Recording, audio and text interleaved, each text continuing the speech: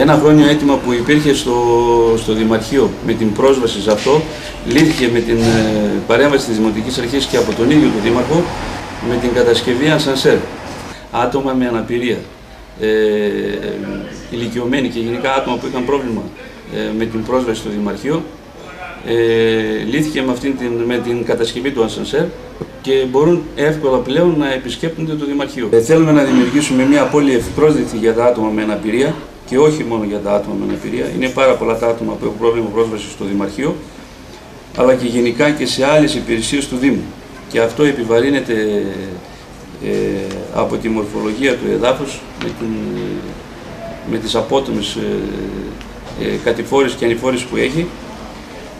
Οι ενέργειες που κάνει ο Δήμος και ο ίδιος ο Δήμαρχος με τη συνεργασία των ατόμων με αναπηρία και του Σύλλογου Αναπηρία του Δήμου Σερβίων Βελβεντού